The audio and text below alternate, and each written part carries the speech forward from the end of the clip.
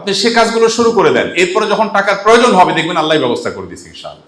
এই কাজগুলোর মধ্যে থেকে একটা কাজ হলো পরিবেশ রক্ষার কাজ। আমাদের মসজিদগুলো থেকে যদি মসজিদের চৌহদ্দি ঠিক করে নিই, মসজিদ কমিটি, ইমাম আফজল, খতিব সবাই মিলে যদি আমরা সিদ্ধান্ত নিই যে আমাদের এই মসজিদটার চৌহদ্দি কতটুকু, যে এটা আমাদের এলাকা, এটুকু বলা যায়। এরপর যদি আমরা ডিসিশন নেই এই এলাকাতে আমরা প্রতিদিন নিয়মিত পরিচ্ছন্নতা অভিযান চালাবো মসজিদ থেকে, এবং খতিব সাহেব নিজে ময়লার বস্তা ধরে বের হবেন, ইমাম সাহেব বের হবেন, মসজিদ কমিটির সভাপতি সাহেব বের হবেন, যার যার সুযোগ আছে বের হবে। মাত্র 5 থেকে 10 মিনিট, যেটা বাস্তবায়নযোগ্য, অস্বাভাবিক অলিক কোনো টাইম না। ফজরের পরে সবাই মোটামুটি ফ্রি, ফজরের পরে টাইমটা বেশ, রাস্তাঘাটে মানুষজন থাকে না। আমরা যদি এটা শুরু করে দেই তাতে কয়েকটা কাজ হবে। নাম্বার 1, আপনারা হয়তো অনেকে মনে করবেন যে এটা কোনো কথা, এত কাজ থাকতে আপনি সুইপারের কাজ করতে বলছেন আমাদেরকে। ওলামা একরাম তো জানেন, আমার চাইতে ভালো জানেন অনেকে এখানে। নবী করিম সাল্লাল্লাহু আলাইহি ওয়াসাল্লাম বলেছেন, আল ঈমানু বিদ'উন ওয়া সাবউনা ওয়া ফি রিওয়ায়াতিন বিদ'উন ওয়া সিত্তুনা শু'বা আলাহা কাউলু লা ইলাহা ইল্লাল্লাহ ওয়া আদনাহা ইমাতাতুল আযা আনিত তারিক। পথ পরিষ্কার করা ঈমানের অঙ্গ। পথ পরিষ্কার করা, এই আমলটা আমরা শেষ কবে করেছি? এখানে কি কেউ আছেন বলতে পারবেন যে আমি গত 1 সপ্তাহের মধ্যে একবার রাস্তা পরিষ্কার করেছি? কেউ বলতে পারবেন?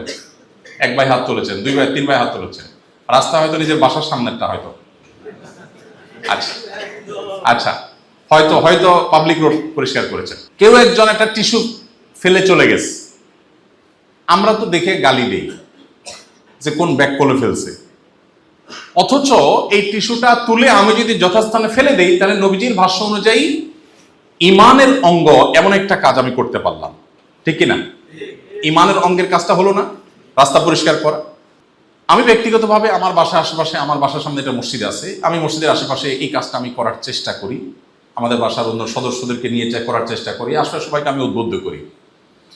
যদি এই কাজটা আমরা সিরিয়াসলি শুরু করি এবং স্লোগান তুলি, পথ পরিষ্কার করা ইমানের অঙ্গ, ইমানের অঙ্গের দরকার ধনীরও আছে, গরিবেরও আছে, ইমাম সাহেবেরও আছে, মুসল্লিরও আছে, খতিব সাহেবের আছে না নাই? না, পথ পরিষ্কার ইমানের অঙ্গ ইমাতাতুল আযা আনিত তারিক এটা খতিব সাহেব করবে না, এমন কোনো কথা আছে? তাহলে আর হীনমন্যতা কিসের? তাহলে পরিষ্কার করতে অসুবিধা কোথায়? যে জিনিসটা মানুষের কষ্টের কারণ হবে সেটা তুলে ফেলি, যথাস্থানে ফেলে দেই, আমি কি ছোট হয়ে যাব?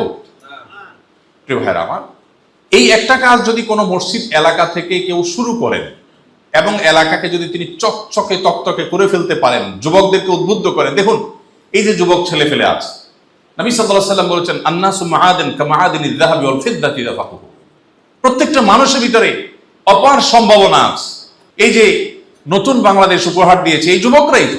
অতএব এই যুবকদেরকে দিয়ে অনেক কিছু করা সম্ভব। দুর্ভাগ্য তাদের যে তারা যোগ্য নেতৃত্ব পায় নাই, আমরা তাদের কিছু লিডারশিপ দিতে পারিনি। আমরা যদি এলাকার তরুণদেরকে আমরা যদি উদ্বুদ্ধ করতে চাই, এরা ভালো কিছু করতে চায়, সে নেতৃত্ব পায় না। ইমাম খতিবরা যদি দুনিয়ার সামান্য ছোটখাটো লাভের চিন্তাকে সাইডে ফেলে রেখে মসজিদমুখী, সমাজমুখী কাজের নেতৃত্ব দেন, আল্লাহর কসম আল্লাহ তাদেরকে ইজ্জত দিবেন এবং বাড়াবেন। তারা যে সামান্য লাভের চিন্তা মাথায় আসে, এর চেয়ে অনেক বেশি আল্লাহ তাদেরকে দিবেন। কিন্তু এর জন্য ইমাম সাহেবদের এই কাজ বাস্তবায়নের সবচেয়ে বড় বেশি ভূমিকা রাখার জায়গা হলো মসজিদ কমিটির লোকদের। কমিটির লোকজন যদি ওই যে আমার জামাল হাজির মতো করে বলতে পারে যে হুজুর আপনার যে কোনো ভালো কাজে আমার জীবন যৌবন দিয়ে আমি আসি, আমার বিরুদ্ধে কোনো কথা হলো আপনি মিম্বরে বলবেন, কখনো হীনমন্যতা হবেন না, আমার গায়ে লাগুক, আমি ধৈর্য ধারণ করব, কিন্তু আপনার হক কথা বলতে কেউ বাধা দিতে পারবে না, আমি আপনার সাথে আছি। এরকম মসজিদ কমিটির সদস্য হওয়ার চেষ্টা করা যাবে কি যাবে না? ইনশাআল্লাহ। আপনারা যদি একটু জেগে যান, দেখুন নেগেটিভ পজিটিভ ব্যাটে বলে যদি হয়ে যায় তাহলে যেরকম অনেক কিছু হয়। ইমাম সাহেবরা তাদের প্রত্যেকটা মানুষের মধ্যে, তারা যেহেতু নবীদের ওয়ারিস, তাদের মধ্যে ভালো কিছু করার পরম আগ্রহ আছে। আমি নিজেই স্টেজ পার করে আসছি, এখনো জুমা পড়াই জায়গায়, আমি জানি ইমাম সাহেব খতিব সাহেবদের ভালো কিছু করার আগ্রহ আছে, কিন্তু তারা মসজিদ কমিটি, এলাকাতে বিভিন্ন রকমের মানুষজন তাদের চিন্তা করে মাথায় করে হয়তো আগাইতে পারে না। কিন্তু আপনারা যদি অগ্রসর হন এবং বলেন যে আসুন হুজুর আমরা মসজিদে কি কি কাজ করতে পারি। আমাদের নবী করিম সাল্লাল্লাহু আলাইহি ওয়াসাল্লাম মসজিদে কি শুধু 5 ওয়াক্ত নামাজ হতো? কি বলেন? শুধু 5 ওয়াক্ত নামাজ হতো মসজিদে নববীতে? কোন সামাজিক ভালো কাজটা নবীজির মসজিদে হয় নাই? তাহলে সেই কাজটা কেন আপনাদের এখানে হবে না? এই জন্য আমার মনে হয় পরিবেশ রক্ষা করার একটা চমৎকার কাজের সূচনা আমরা শুরু করতে পারি মসজিদগুলো থেকে। এবং ঢাকা শহরে যদি এরকম 10টা-20টা মসজিদ হয়, আমি ব্যক্তিগতভাবে আপনাদেরকে ওয়াদা করছি, কোন ইমাম সাহেব যদি এরকম করতে পারেন, আমি আমার ক্যামেরাম্যান পাঠিয়ে, মিডিয়া পাঠিয়ে, ভিডিও ফুটেজ নিয়ে আমার পেজে আমি ঢোল পিটাবো, পাবলিসিটি করব, মিডিয়াগুলোর হাতে পায়ে ধরবো, তোমরা নিউজ করো, দেশের মানুষকে দেখাও যে একটা মসজিদের কমিটির লোকজন, ইমাম সাহেব এলাকায় কি পরিমাণ পরিবর্তন করতে পেরেছে।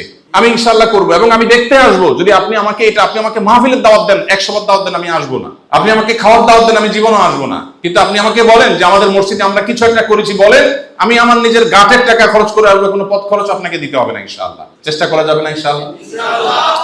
আমরা সুন্নাহ ফাউন্ডেশন থেকে একটা কম্পিটিশন শুরু করব ইনশাআল্লাহ। পরিপূর্ণ প্ল্যান আমাদের রেডি আছে, শুরু করব। সেই কম্পিটিশনে ইমাম সাহেব এবং মসজিদ কমিটির লোকজনকে আমরা কিছু কাজ দেব। এর মধ্যে এটা একটা পরিবেশ রক্ষা। দেখুন, পরিবেশ রক্ষার নাম দিয়ে কোটি কোটি টাকা লোপাট হচ্ছে। পত্রিকার পাতা খুঁজলে আপনারা দেখতে পাচ্ছেন। প্রকৃত পরিবেশ রক্ষা করার কাণ্ডারি আমরা হতে পারি। 3 লক্ষ মসজিদের বিশাল বড় নেটওয়ার্ক বাংলাদেশে আছে। সকল সরকারি অফিস একত্র করলে মাত্র কয়েক হাজার হয়। সকল রাজনৈতিক দলগুলোর সবগুলোর কার্যালয় একত্র করলে কয়েক হাজারের বেশি হবে না। কিন্তু মসজিদের নেটওয়ার্ক সারা বাংলাদেশের যেখানে মানুষ আছে সেখানে মসজিদ আছে। পাহাড় বলুন কিংবা সমতল বলুন, গ্রাম বলুন কিংবা শহর বলুন, প্রত্যেকটা জায়গায় মসজিদ আছে। মসজিদ আছে মানে মসজিদ কমিটি আছে, মসজিদ আছে মানে ইমাম খতিব আছে, মসজিদ আছে মানে সেখানে বিশাল বড় একটা জায়গা আছে, লোকবল আছে, বিশাল বড় আমাদের সম্ভাবনার জায়গা আছে। 3 লক্ষ মসজিদ থেকে যদি এই উদ্যোগ একবার করে নেওয়া হয়, ধরেন যদি এই যে রাস্তা পরিষ্কারের কথা আমরা যেটা বলছি, যদি মসজিদের সব লোক একাকার হয়ে আসুন আমরা সমাজকে পরিচ্ছন্ন করি, বেশি দিন লাগবে না। আপনি শুরু করে দেন, এরপরে এলাকার কেউ রাস্তায় ময়লা ফেলতে 10 বার চিন্তা করবে। আপনি বের হয়ে যান, কারোর সাথে ঝগড়াঝাটির দরকার নাই। যে ফালায় ফালাক, আপনি শুধু পরিষ্কার করেন, দেখবেন যে লোকটা মসজিদের ধারে কাছেও আসে না সে লোকটারও বিবেকে বাঁধবে না, হুজুর নিজে এই ময়লা উঠাইতে আমি দেখছি, তাহলে আমি কিভাবে ময়লা ফেলি। আপনি মাত্র 1 মাস পরিশ্রম করেন, 2 মাস পরিশ্রম করেন, এরপরে বাকি জীবন আপনি দেখবেন আপনার এলাকা মনে হবে ঢাকা শহর থেকে নতুন একটা দেশে আমরা ঢুকছি। আপনার এলাকা ঢুকলে এরকম মনে হবে। এই কাজটা করতে কি খুব বেশি টাকা পয়সার দরকার আছে? আমি কিন্তু বলছিলাম শুরুতে যে টাকা পয়সা ছাড়া সমাজ সেবার কি কি কাজ করা যায়, এই কাজটা আপনি করেন। এরপরে আমি তো আল্লাহর উপর ভরসা করতে পারি, আপনার কাছে লাখ লাখ কোটি কোটি টাকা আসবে, আপনি খরচ করে কুলাবেন না, কিন্তু যেটুকু আপনার টাকা ছাড়া করার সুযোগ আপনি সেগুলো করবেন। ঠিক একই ভাবে মসজিদ থেকে আমরা অনেক কাজ করতে পারি। এর মধ্যে একটা হলো খাবার এক্সচেঞ্জ। এই আইডিয়াটা আমরা অনেকদিন থেকে ভাবছি যে ইমামদেরকে আহ্বান করবো, মসজিদে কমিটিকে আহ্বান করবে এটা শুরু করতে। সেটা হলো যে মসজিদে একটা ফ্রিজের ব্যবস্থা করে, খুব অল্প একটা ফ্রিজের দাম আর কত, দরকার হলে আমরা ফান্ডিং করতে পারি।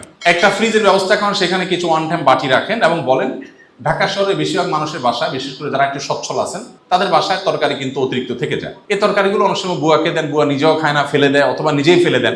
অথচ অনেক ব্যাচেলর মানুষ আছে, একটু তরকারি পেলে তার বিশাল বড় উপকার হয়। তো যদি মসজিদের মধ্যে সবাই যার যার বাসা থেকে, যাদের বাসা অতিরিক্ত থাকে তারা একটা বাটিতে করে এনে তরকারিটা ঢেলে আবার বাড়িটা বাসায় নিয়ে চলে গেল। আর ফ্রিজে থাকলো, মুয়াজ্জিন সাহেব এটা কন্ট্রোল করলেন, তালিকা করলেন যে আমাদের এলাকার মধ্যে কারা কারা ব্যাচেলর আছেন বা কারা কারা গরিব মানুষ আছেন তাদের কথা কেউ জানবে না, আমানত শুধু মুয়াজ্জিন সাহেবের কাছে থাকে।